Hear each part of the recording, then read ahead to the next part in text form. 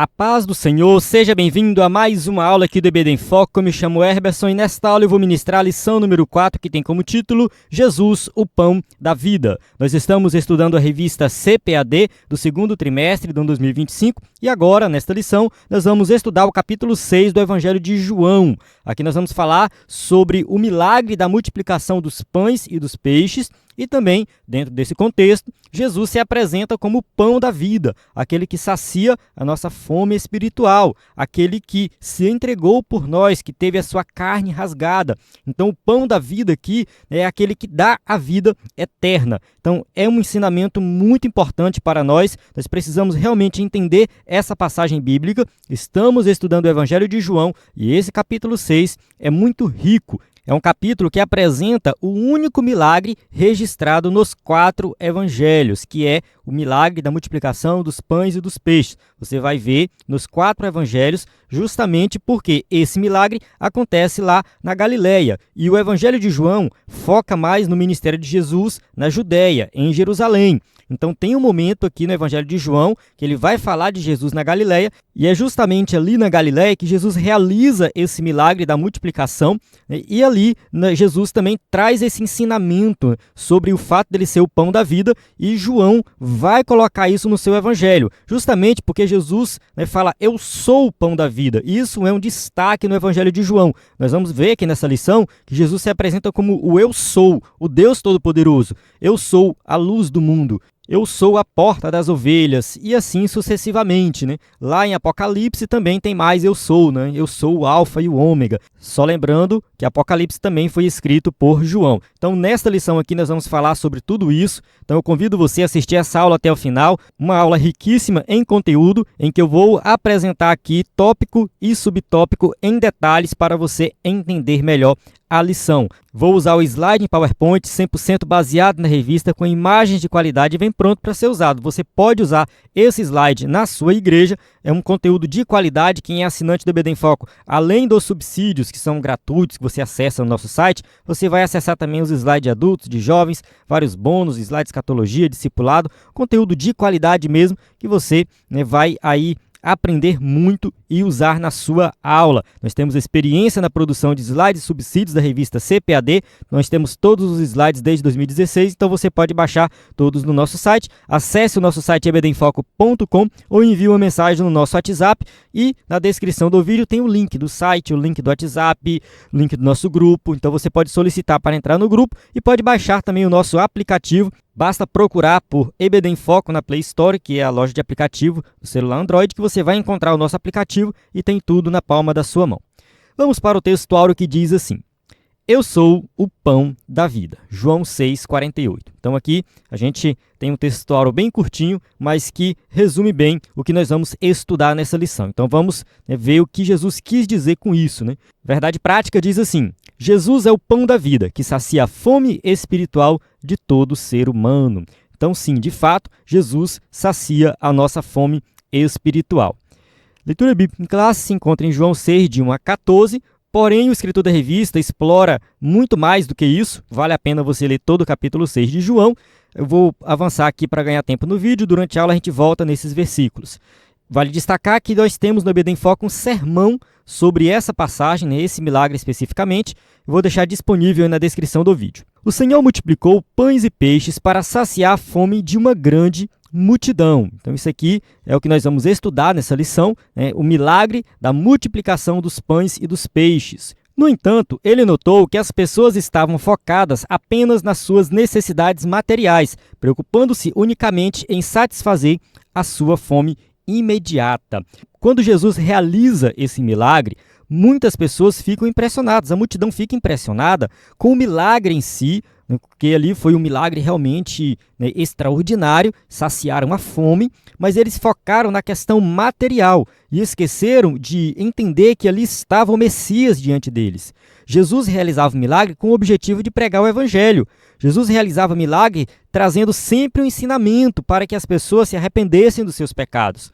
Mas aquela multidão não estava preocupada com os pecados. Aquela multidão não estava preocupada com a vida espiritual, mas com a vida material. Tanto que Jesus se ausenta, né, porque era realmente muitas pessoas, e corria o risco daquelas pessoas elegerem Jesus como o libertador de Israel dos romanos. Eles estavam esperando o Messias, mas o Messias político, o Messias que libertasse eles da opressão do Império Romano. Essa era a ideia de muitos judeus daquela época, né? O Messias que fizesse, né, esse trabalho de libertação. Mas Jesus era o Messias espiritual. Ele veio nos libertar dos nossos pecados, da escravidão do pecado. Mas a multidão não estava entendendo dessa forma. Então Jesus se ausenta e quando essa multidão encontra Jesus, Jesus vai lá e dá um ensino duro, um ensino pesado. Como alguns gostam de dizer, Jesus desce o sarrafo na multidão. E quando Jesus termina de ensinar, eles falam assim: duro é esse discurso, quem pode ouvir? Lá no versículo 60 do capítulo 6, né? Já no finalzinho lá. Então as pessoas acharam o discurso de Jesus duro, porque Jesus falou justamente sobre isso, né? As pessoas estavam procurando ele para satisfazer a necessidade material. E ele estava ali se apresentando como o pão da vida, aquele que sacia a nossa fome espiritual, aquele que dá a vida eterna. A lição desta semana visa demonstrar que somos dependentes de Deus. Então, é claro, o objetivo aqui é relembrar isso, né? Que nós realmente precisamos depender de Deus para tudo, tanto as necessidades materiais como espirituais, e essa dependência não se limita às necessidades materiais, mas, acima de tudo, refere-se à nossa necessidade espiritual, que só o pão da vida pode satisfazer plenamente, né? Então, está escrito aqui o que eu já tinha adiantado na minha fala. Vamos lá, tópico 1, Jesus, a multidão e o milagre da multiplicação. 1.1. A multiplicação de pães e peixes.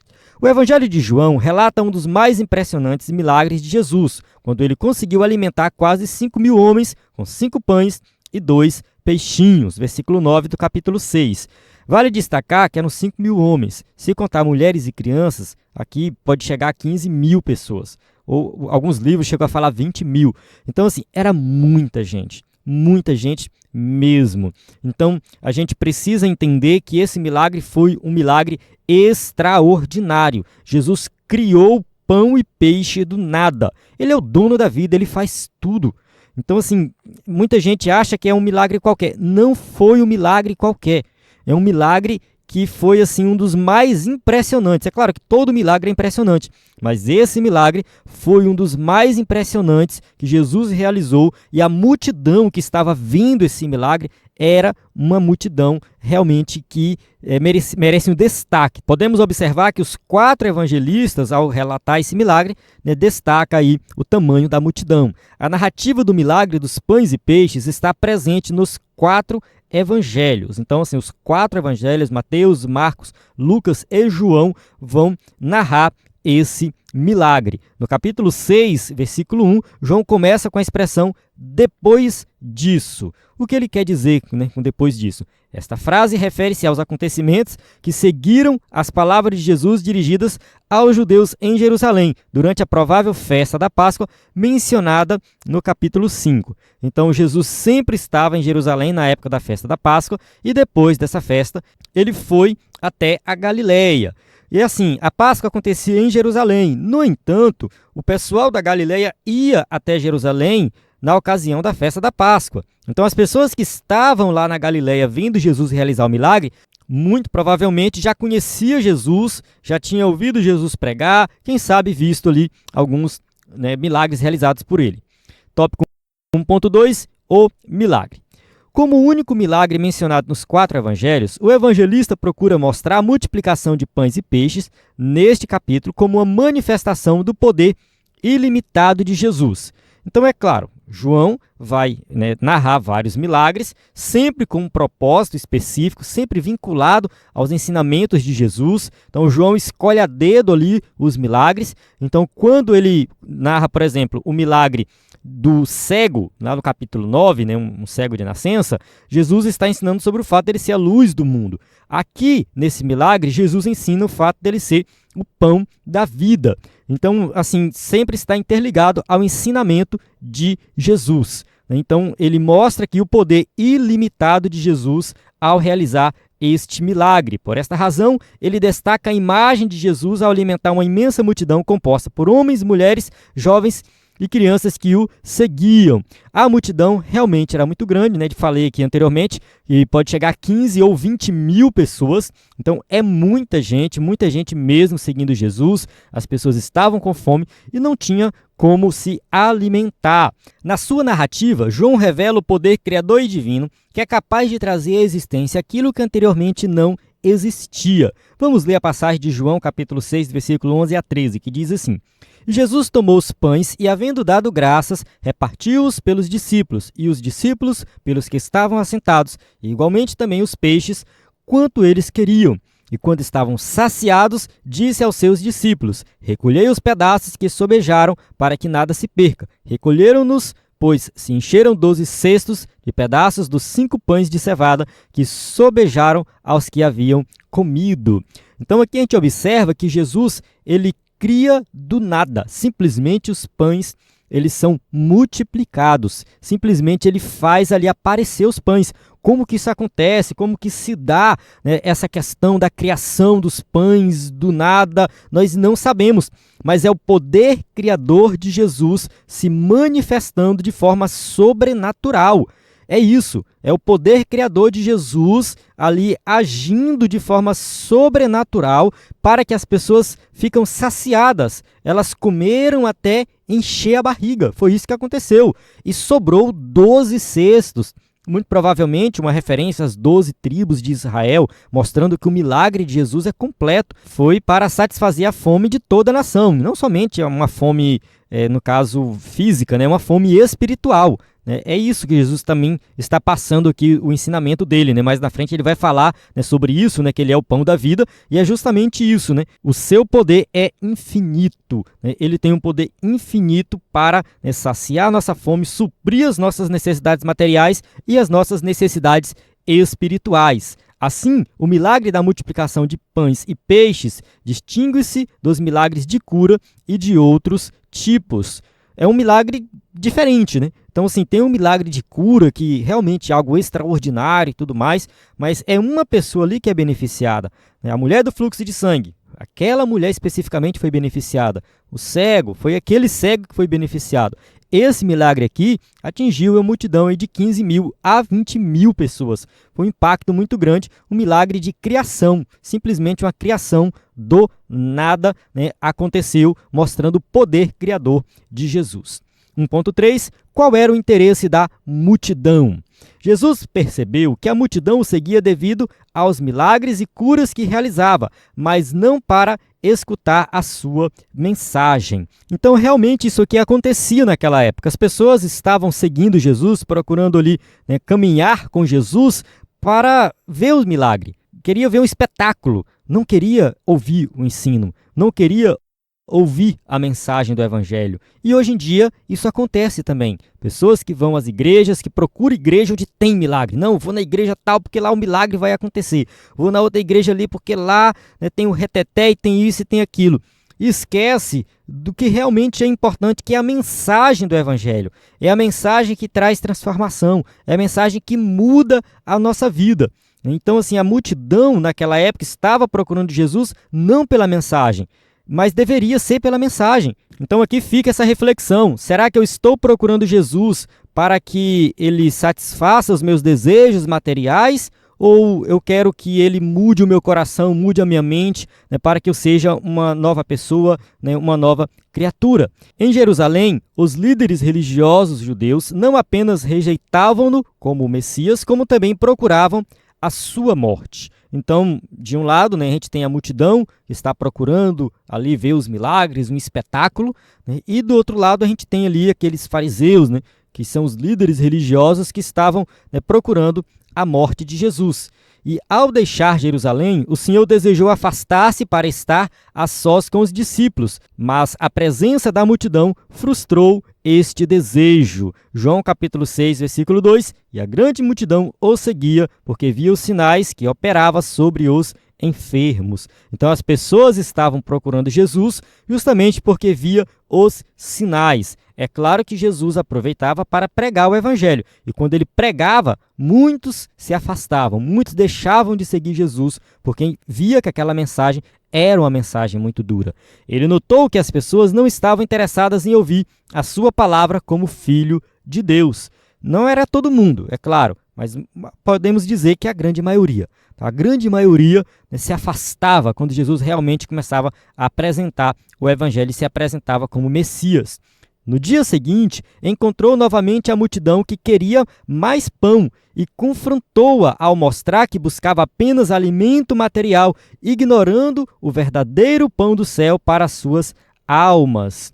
Então vamos ver aqui João 6, 27. Trabalhai não pela comida que perece, mas pela comida que permanece para a vida eterna, a qual o Filho do Homem vos dará, porque a este o Pai, Deus, o selou.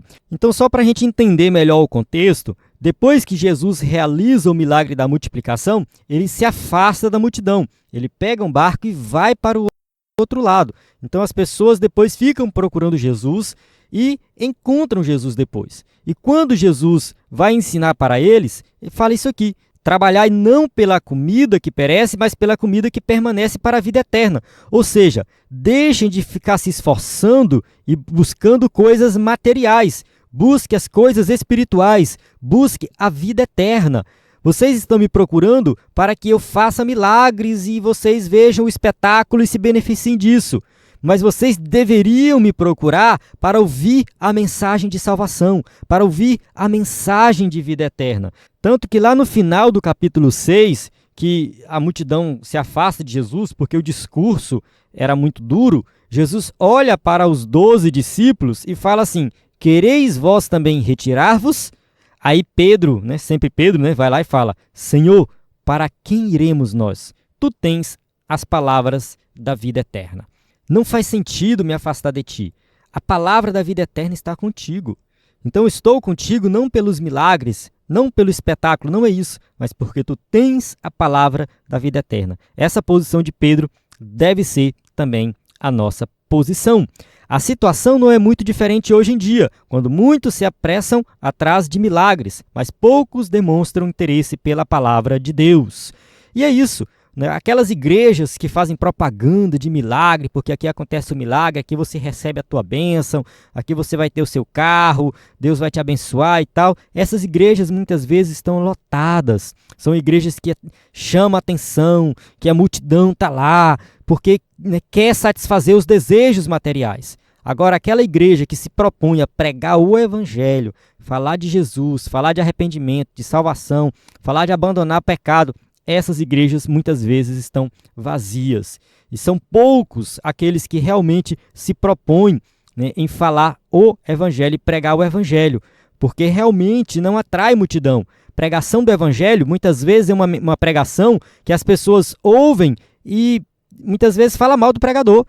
Já aconteceu comigo, já vi acontecer com outros pregadores, que chega na igreja ou no culto na rua, alguma coisa, e fala do evangelho, fala de Jesus, fala de arrependimento, não fala de bênçãos materiais, e quando termina o povo fala mal. Pregação muito ruim, muito fraca, não sei o quê. Enfim, isso acontece muito. As pessoas querem ouvir aquilo que satisfazem os seus desejos materiais, satisfazem o seu ego, mas nós não podemos nos render a isso. Temos que pregar o evangelho de salvação. De fato, nosso Senhor compreende as necessidades humanas, mas Ele sabe que não são os grandes milagres que resolverão os problemas das pessoas, pois é preciso algo mais profundo para alimentar as almas. Então, assim, necessidades materiais a gente tem, realmente nós precisamos, e Deus vai abençoar. Deus vai nos abençoar de forma material. Prosperidade é algo bíblico. Não estou condenando aqui uma pregação que fala de prosperidade, ensinos que fala de prosperidade. Não é isso. Nós temos que ensinar sobre prosperidade dentro da Bíblia. No entanto, a gente precisa compreender que a mensagem do Evangelho ela deve ser plena, completa. Deve ser uma mensagem que atinge todas as áreas do ser humano. Não somente a parte material, mas que venha envolver principalmente o nosso interior, a nossa salvação. Tópico 2. Jesus desafia a fé dos discípulos. 2.1. E Jesus subiu ao monte. Que monte seria este? Bem, aqui eu acho que é irrelevante, Não existe uma designação específica para a localidade deste monte. Bem, Jesus estava ali próximo do Mar da Galileia, então, sei lá, Colinas de Golã, alguma coisa do tipo, né? Aquela região ali onde Jesus estava ensinando, né? Tal como em toda a região montanhosa, havia algumas elevações de terreno que, embora não fossem particularmente altos, podiam servir como um local adequado para Jesus se dirigir aos seus discípulos e à multidão. Então, assim, Jesus procurava um ambiente em que realmente dava para ele falar e ali as pessoas ouvirem a sua voz. Uma acústica muito boa, as pessoas pudessem ver ele falando. Então, isso aqui provavelmente uma estratégia de Jesus, né, para que todos tivessem um entendimento da mensagem pregada ali. Assim ele subiu ao monte e assentou-se com seus discípulos. A partir dali, Nosso Senhor avistou uma multidão que se dirigia ao seu encontro. Então a multidão estava ali procurando Jesus, querendo ouvir Jesus falar. Por isso decidiu testar um dos seus discípulos, Filipe, perguntando-lhe: onde compraremos pão para que estes comam?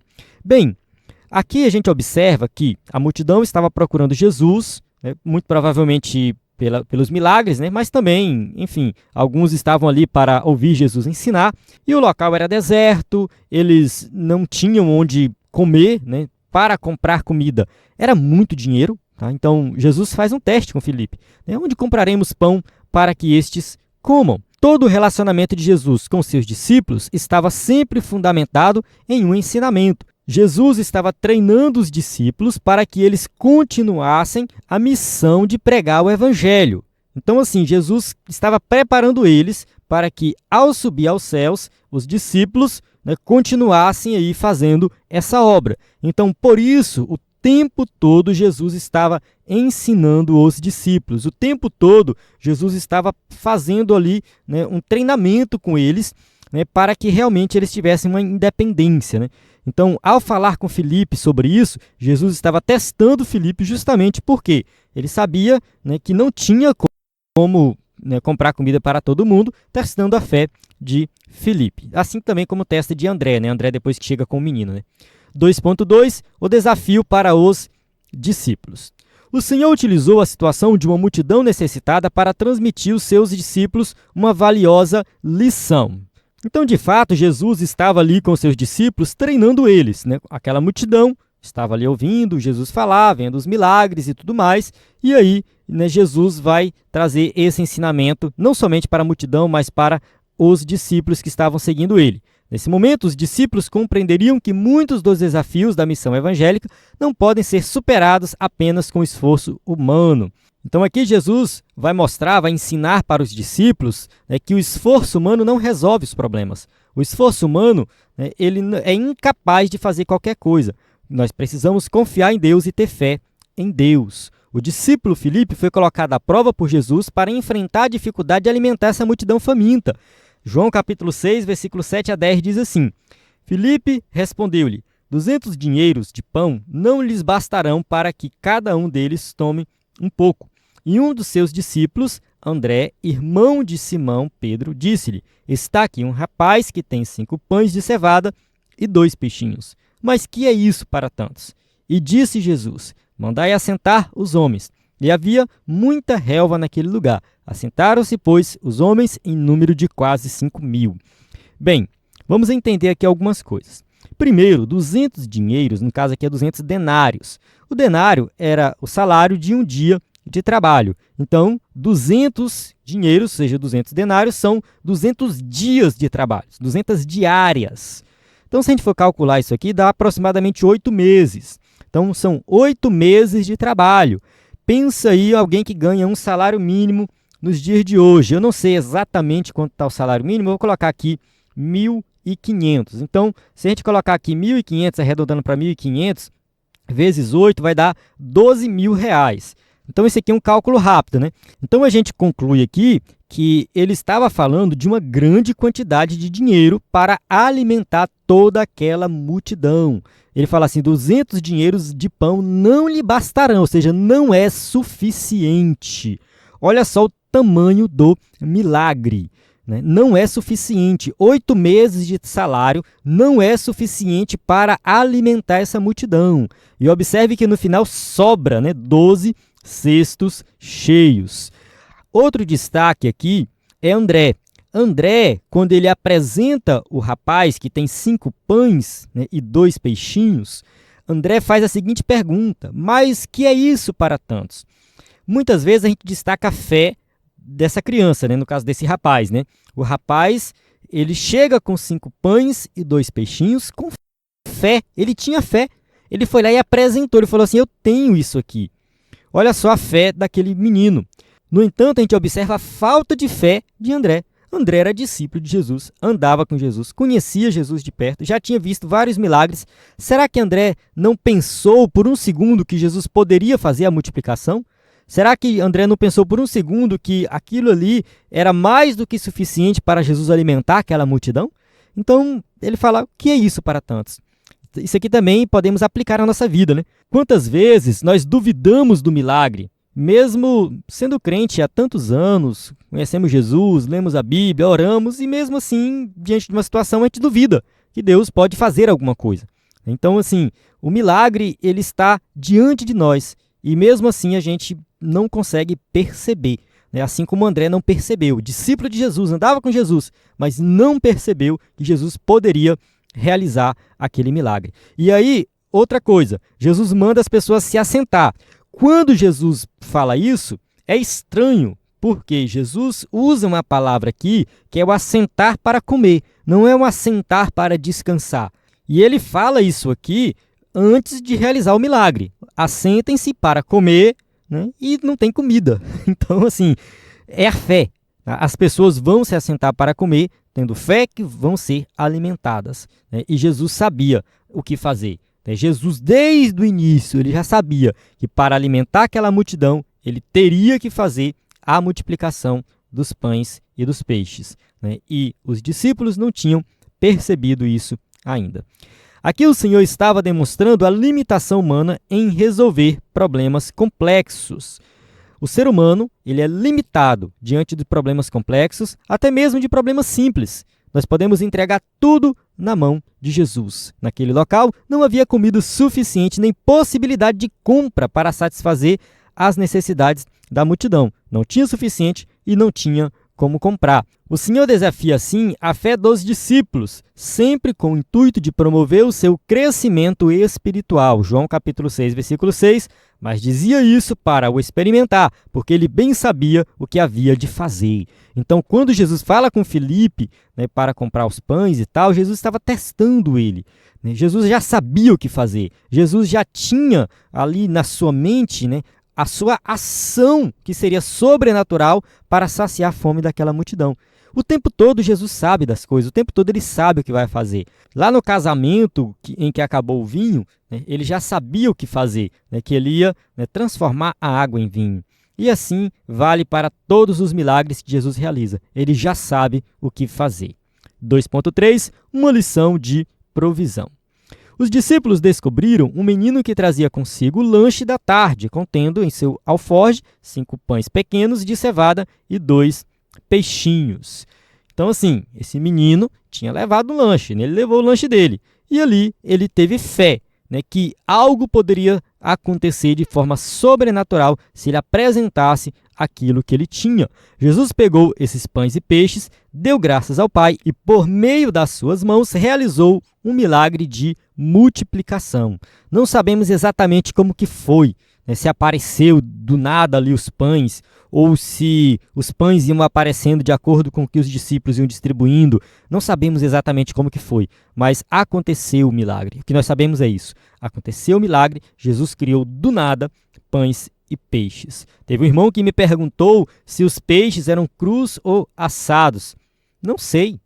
A Bíblia não diz, e eu acho que isso é totalmente irrelevante para entender a mensagem, para entender o milagre, para entender essa passagem. Totalmente irrelevante. Se os peixes eram crus, eles acenderam fogo e assaram os peixes. Se os peixes eram assados, as pessoas já comeram direto.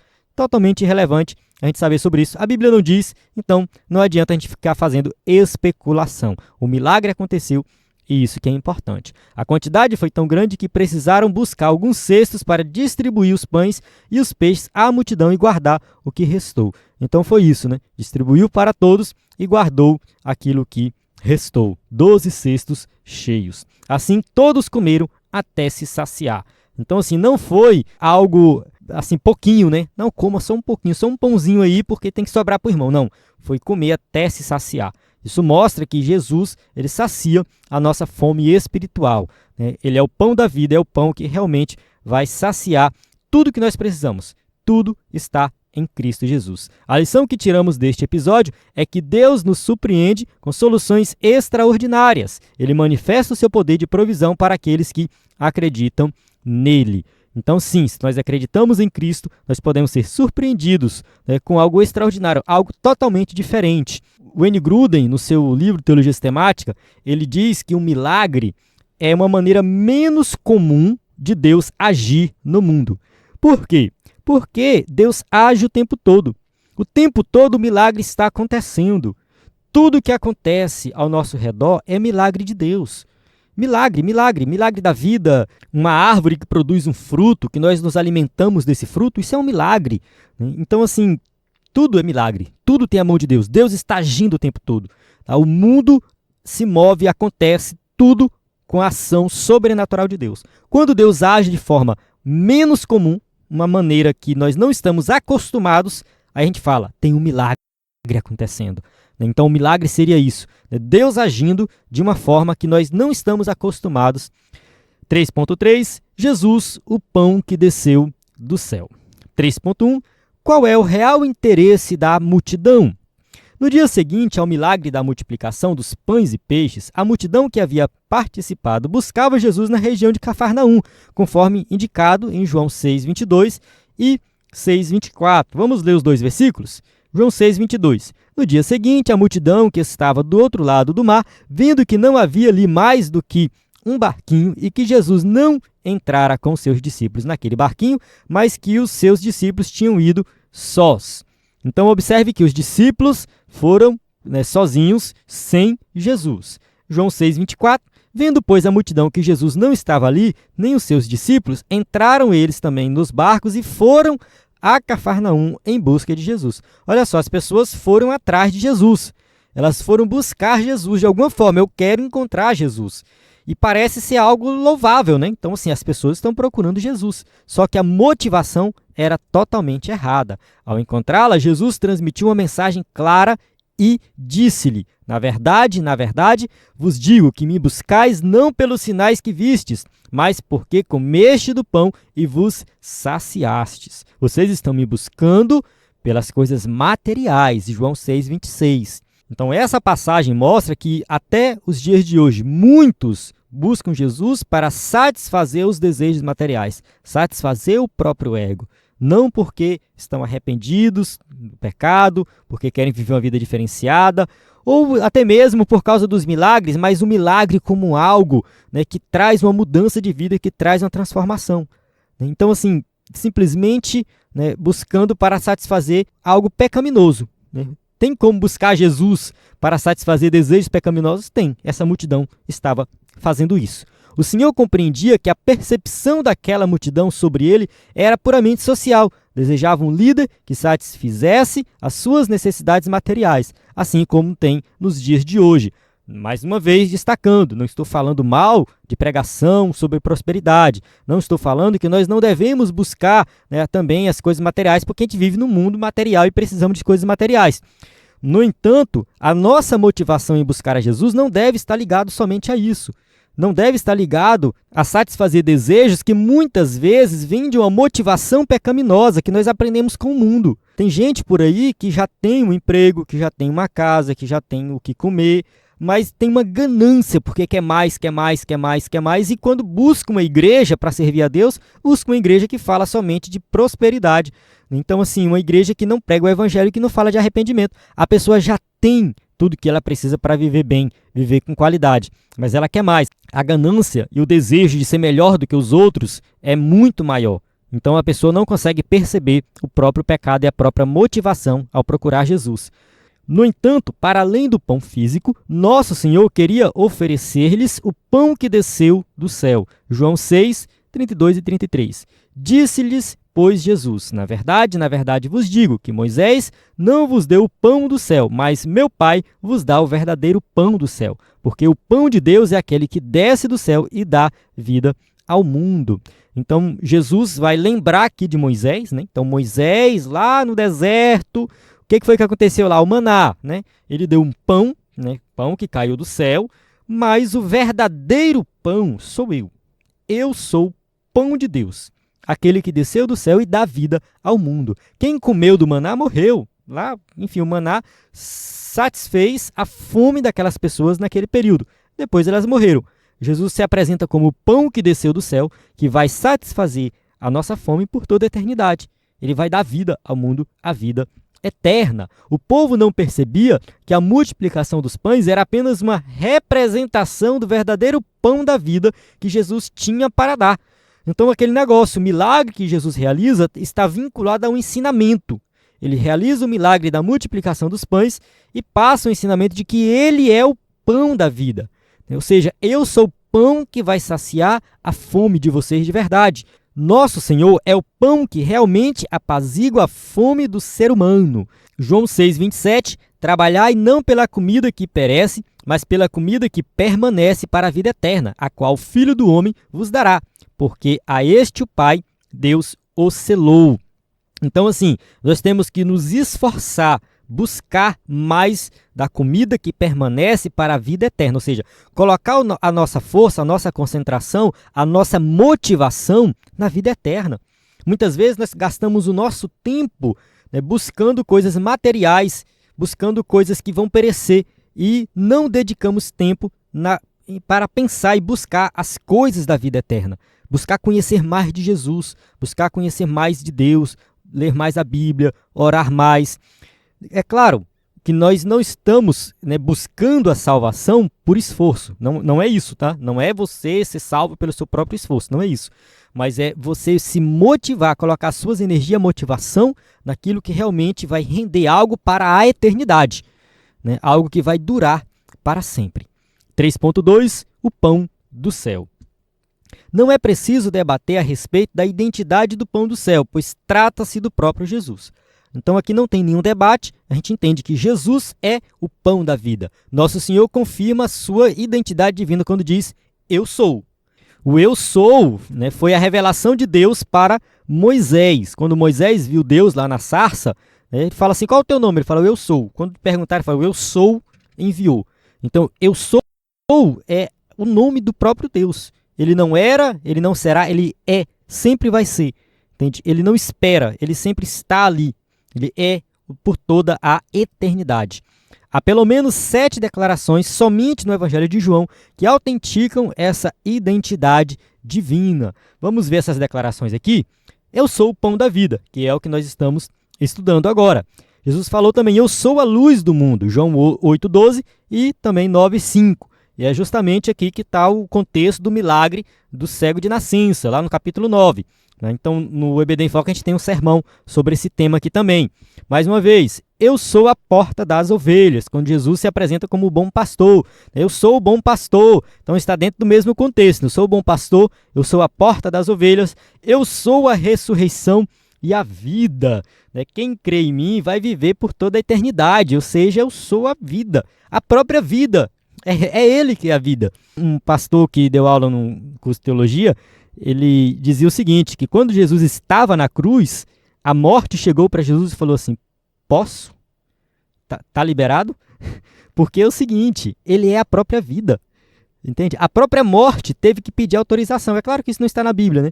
A gente deduz a partir, né, dessa ideia de que ele é a vida.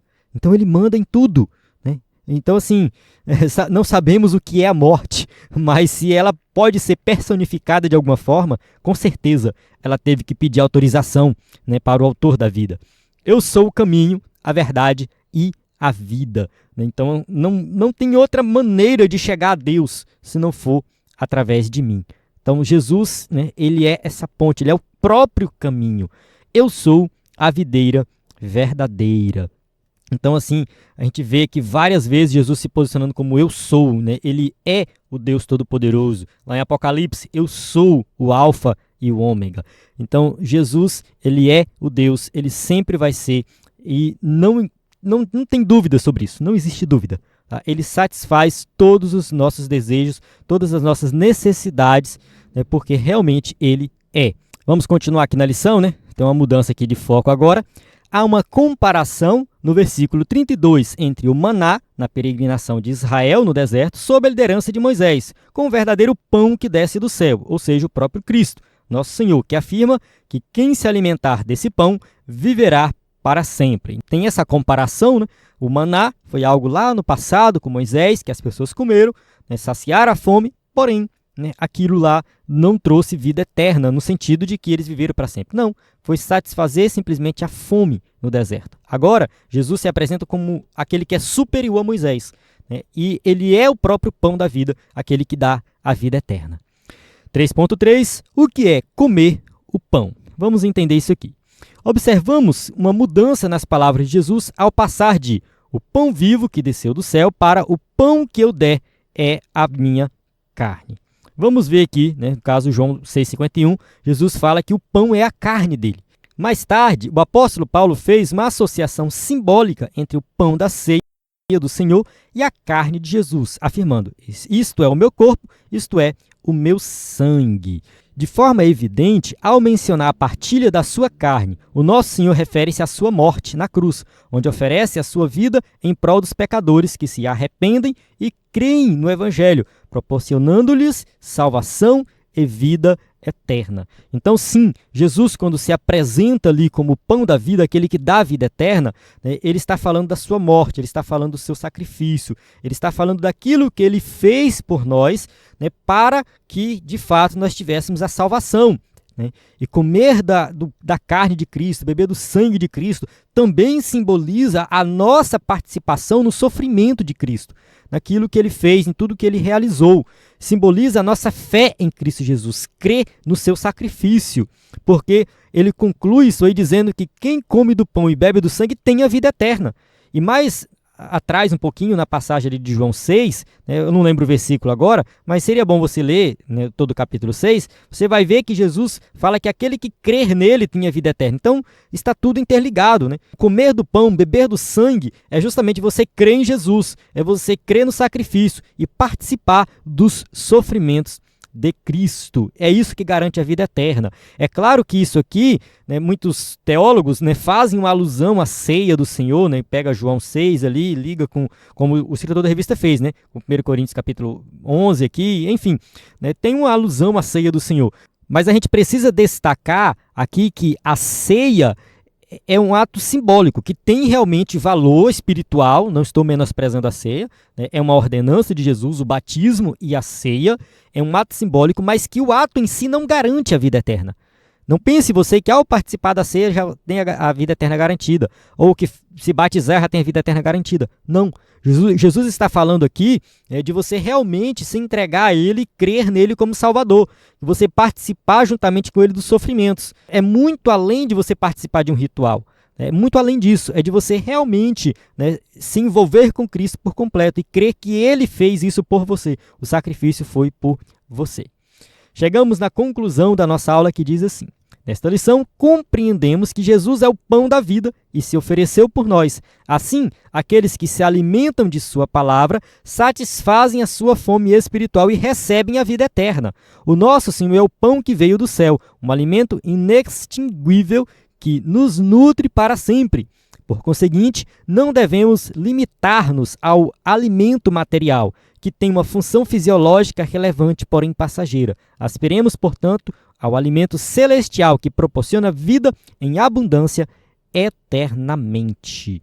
Né? Mais uma vez aqui, a conclusão, resumindo tudo que nós estudamos, né, que fala que Jesus é o pão da vida, ele veio satisfazer os nossos desejos espirituais e não materiais. É claro que as nossas necessidades materiais, elas vão ser satisfeitas, como Jesus ensina ali no Sermão do Monte. Então, assim, ele vai suprir as nossas necessidades materiais, mas nós precisamos realmente buscar dele, né, saciar o desejo espiritual e garantir a vida eterna nele.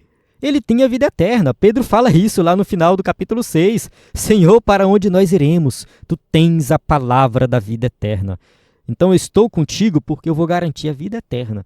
Essa vida aqui na terra é passageira, ela vai acabar. Mas a vida eterna é para toda a eternidade. O que vale para alguém hoje ter $1 milhão, $2 milhões, de reais, enfim. daqui um milhão de anos? Não vale nada. Tá? Daqui 1 milhão de anos você está morto, queimando no inferno se não se arrependeu dos pecados. É isso. Mas aquele que permanecer firme em Cristo, daqui 1 milhão de anos vai estar vivendo a eternidade ao lado dele. Amém? Então encerra aqui a aula. Temos aqui as perguntas para quem vai usar o slide na igreja. Vale destacar que essas perguntas são as perguntas da revista, então se você tem a revista, tem tudo aí. O nosso site é ebedenfoco.com, o nosso WhatsApp e também, no caso, o nosso conteúdo que você acessa no nosso site, o nosso aplicativo, reforçando aí que você pode baixar. Então, na plataforma EBD em Foco, você tem tudo que precisa para ministrar uma aula de excelência na EBD. A paz do Senhor, até a próxima aula.